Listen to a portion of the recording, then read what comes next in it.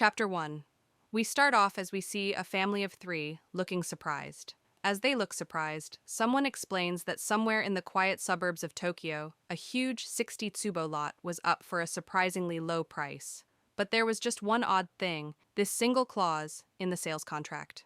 We see that the clause says, "The buyer, Party A, shall make every effort, without fail, to remain an ideal family as expected by the seller, Party B." As we see a bunch of family photos, we see a man think that he's not sure what the criteria for being an ideal family are supposed to be, but I do love mine. In the scorching heat, as we hear the cicadas crying, we see the family of three looking surprised and happy. The father looks at a big house and thinks that this place is truly our home. As his eyes shine, he recalls working his ass off at a toy company that nearly went under more times than he can count. He closes his eyes and feels relieved as he thinks that, when he was terrified of losing his job, the ones who kept him going were always. As he thinks this, he looks at his wife who's congratulating him, and his son who's telling him that he rocks. The father starts tearing up, and he calls their names. Suddenly, someone interrupts this emotional event as they scream and say, "I'm really, really glad." The family gets startled as they hear this. The father offers this person a handkerchief as he thinks that this was supposed to be his turn to cry, though. Now we see that this person named Notori is crying his heart out as he apologizes to the father. Notori snorts and says that this moment right here, when a family sees their new home for the first time, is the happiest part of their job as realtors. As he says this, suddenly a bunch of clapping sounds start. The family sees that it's a bunch of people applauding them as they welcome the Tokido family to Miho Park town. The father sees everyone clapping and cheering for them. Seeing this makes the father happy. He thinks that the vibe is kinda good. Suddenly, he looks at his wife as he recalls something and tells them that it's not much, but here's a little something to say hello. As he says this, the wife hurries and tries to get something out of her bag. The man replies and tells the father that he's got it all wrong. The clapping they did just now was sort of a local custom. Hearing this makes the son, Sakuto, confused. He asks them what they mean by custom. The man looks back and tells them that Notori's the one who handled every single house contract in this entire area. It's all thanks to him. As he says this, we see Notori playing with the kids. Hearing this shocks the father and the mother. The man grins and tells them that they're not just neighbors, they're sort of like comrades. Hearing the word comrades makes him feel included. Suddenly, Notori calls the father and congratulates him as he says that he knew he wasn't wrong about him. He's got it all now. As Notori says this, the father thinks that he has a good family, a good home, and good neighbors. As the sun shines brightly on the family, Notori tells them that the Tokitos are, without a doubt, the ideal family. Hearing all this makes the father tear up more. Notori remembers something and asks them if they mind if he took a quick photo. Hearing this confuses the father. Notori stands among them and smiles as they take the photo. Notori looks at it and says that it's for his most precious little collection, keepsake photos with every family he's helped find their dream home. Notori smiles as he tells them that he'll give them a tour of their new home. As he says this, he gets a ping on his phone. Seeing this phone notification confuses and shocks Notori. Notori starts sweating as he awkwardly laughs and tells them that he has another showing to do. They see Notori going off in his car. The father sees this and says that he's a weird dude. He can't tell if he's good at his job or completely hopeless. He turns around to everyone as he says, "Right, everyone?" But as he turns around, he sees that the neighbors have left. He looks surprised and confused to see that they've already gone. Suddenly, Sakuto seems to be pointing at something as he asks, "Do you think they were with them earlier?" We see that he's talking about their next-door neighbors. The mother looks at it in awe, as she thinks that it's a beautiful house and it's lovely. The father replies to Sakuto and tells him that maybe the next-door neighbors weren't there, as the house looks like it doesn't have anyone in it. They look at the mailbox and see that it's full. The father says that there's no nameplate either. It makes sense these days, as a lot of people don't put their nameplates out front for safety reasons. The father tells them that they should get unpacked now. The movers dropped everything off already. As they say this, we see eerie eyes watching the family as they move in. In the evening, in the same neighborhood, we see stairs to a basement as someone creepily pretends to be a family moving into a new home and praising the house. we see a naked man sitting at a table with an oil lamp and playing with some dolls as he says, "A home's the heart of a family, after all." We see that the dolls represent a father, son, and wife. The man sits in his house as he voices the dolls. Now, back to the Tokitoses' house. We see the dad looking surprised as he sees an airsoft gun and asks, "Isn't this Sakuto's airsoft gun?" He looks annoyed as he says that those movers dropped the ball again. Wrong box, wrong room. He even labeled everything. He sounds disappointed as he says that they get what they pay for. Suddenly, he notices something outside the window. He takes a peek and wonders if the folks next door still aren't home. He looks at the backyard and gets surprised at how big it is. He wonders how loaded they must be. He looks at a tree and wonders what kind of tree that is, as it's so beautiful. He walks out to the back and sees the tree up close. As he sees the tree, he notices that it bears shiny, good-looking blueberries. He looks at them in surprise and wonders if they're homegrown. He's never seen blueberries that look this good before.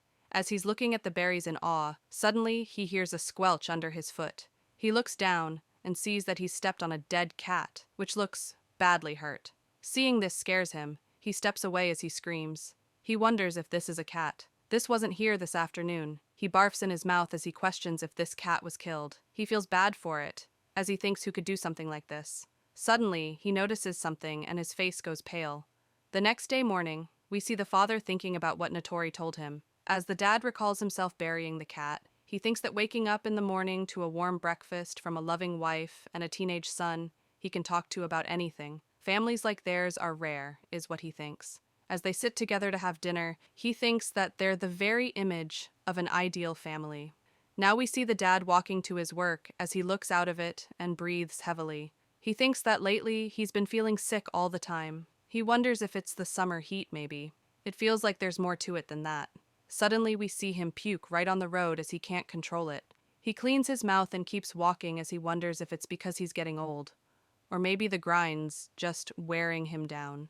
He gets a gentle smile on his face as he thinks that he's been pushing himself pretty hard lately, all for the sake of an ideal family. As he says this, we see him looking at the house next door and think that he's never actually met the next door folks since they moved in. He thinks it's whatever, and it doesn't matter. He enters his home and sees the lights are off. As he walks in, he calls for his family and tells them that his boss wants to check out their new home. Nobody responds. He enters the living room as he asks them where they are. As he enters the room, he sees a bunch of blueberries on the dining table. He wonders if these blueberries are from the garden. He looks at them shine and reaches for them as he thinks that his throat is kind of dry. As he eats it, he is surprised at how good it is. As he's enjoying this, we see Natori right behind him with a creepy smile on his face.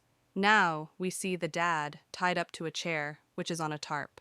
The dad looks confused as he can't move himself. He wonders if he passed out. He thinks that the blueberries might have been spiked. Suddenly, he notices something. He sees that his wife and his son are also tied up to the chairs in front of him as they panic. We see Natori sitting right next to them as he says, "Now then, shall we have ourselves a little family meeting, dear Tokito family members?" They turn around and see Natori as he sits. The father sees him and gets shocked. He asks him why he's here. He screams and asks what the hell is going on here and tells him to take the bindings off him, right now. Natori speaks as he recalls, helping the family, and tells them that he's truly disappointed in them all. From finding their land, to planning their dream home, even the landscaping consultation, after all the time and effort he put into them, he honestly thought they were the ideal family. He continues and says that it's a shame that it was all a lie. This looks an awful lot like fraud to him now. Hearing this confuses the father. He screams and tells him to not talk crap about his family. He's way out of line. Suddenly, the dad looks shocked. We see that Natori is holding something small in his hand. Natori asks the father if he recognizes this. Natori tells him that this is the plastic pellet that was lodged inside the dead cat's eye. The father recalls seeing Sakuto's airsoft gun. Natori continues and tells the dad that he knew all along who did it, and yet he couldn't bring himself to face his son. As he says this, Sakuto starts sweating and breathing heavily. The father screams and asks, "So what? That's at worst just a fine, right? But what you're doing now, breaking in and holding us captive like this, is a crime." The father continues and says that Natori even drugged those blueberries. Natori replies and says, "Oh, please." He grins from end to end and points at his wife and says, "That's nothing compared to the poison your wife's been feeding you, though." Hearing this turns the wife pale. The dad can't believe this. Notori turns to the wife with a smile as he asks the dad, isn't he feeling unwell lately? Like insomnia, nausea, or maybe some dizzy spells. As he says this, the father looks at the wife biting her lips and looking scared. Notori continues and says that every single morning, that lovingly prepared breakfast his wife made for him had just a dash of unscented detergent mixed in. He asks the dad if he didn't notice. The dad suddenly starts barfing and puking. The son and wife cry as they see him like this. The dad sounds betrayed as he asks her why would she. He asks her, "We're an ideal family, aren't we? Why is this happening?" As his tears fall, he tells her that it's not too late. With a gentle smile on his face, he tells them that they can fix this if they all just come together. Suddenly, Notori speaks and says, "Who are you kidding?" Notori looks really angry and scary as he points at the dad and tells him that this whole thing's on him, the wife-beating piece of shit. Hearing this makes the father lose his mind. Notori goes close to the son and wife. Seeing his closeness scares them. Notori tells them that he did sense something was off. In that blistering heat, only his wife and son were wearing full sleeves. He pulls up the sleeve of the wife to reveal scars as he says that domestic violence rots the soul. We see that the dad beat the wife and son with a cloth hanger until their hands bled. As we see the image of them committing all these crimes, Notori explains that there are always people like him, all smiles in public, admired by everyone around. But behind closed doors, he rules his family through violence, his son's cruelty to animals, his wife's poison. Those were their psyche's defense mechanisms to survive his brutality. The father speaks and says, "Violence, you say? There's no such thing as violence in my family." With a sick and twisted smile, he asks, "That's love, isn't it?" Suddenly, Notori stabs a knife through his head with a straight face. Seeing this scares the shit out of the other two. Notori walks away nonchalantly as he says that they all say the same thing right before they die. Love. How many loving families has he had to put down by now, he wonders. As the dad is still alive, he turns to Notori and asks him how the hell does he know so much about them. Notori opens the blinds. As the next door house is behind his, he apologizes for the late introduction and tells them that he's their next door neighbor, Notori. Notori grabs the knife handle and tells them that he's been observing them all from next door this whole time. He notices that the father is dead. He pulls out the knife as he tells the father to rest assured. After all, a family is at its best when they stick together. He says this as he holds the knife and looks at the other two with great anger. We hear a bunch of gruesome sounds throughout the evening. Notori puts everything in the garbage bag as he claims that he's tired. He gets into the shower as he says that he'll clean up the rest tomorrow and wonders if there's still space left in the fridge. As he gets out of the shower, we see Notori standing in front of many other family photos, the same ones we saw in the start. As he sees them, he says that it was a failure. He starts going through the families one by one. The Mikawa family, both husband and wife worked full-time, talked less and less, then their marriage fell apart. In the end, they divorced. A failure. Fujinomiya family, they sent their grandmother with dementia, who had been living with them, off to a care home. A failure. Watanabe family, they didn't even show up to cheer for their beloved son's baseball game. Another failure. He talks about the recent family, the Takito family. He investigated them for so long to make sure there were no red flags. He really thought this time would be the one. With pitch black eyes, he stands on top of a bunch of photos and says that the road to finding the ideal family is still a long one. He sounds hopeful, as he says that he's still not giving up. As we see the missing poster of the Takito family on the community board, we see a cab come by. We see some people get out of the cab and look at the empty lot, as they say that this is really spacious. They walk around as they say that it's right next to a park, with nature all around. They say that they'll get plenty of sunlight this way, and they love it, and the surroundings really give off that calm, suburban Tokyo vibe. The neighbors all seem pretty easygoing too. We see a woman asking someone named Shunsaku, what does he think about this place? We see Shunsaku smoking as he says that it's nice, and the realtor even said this was his top recommendation.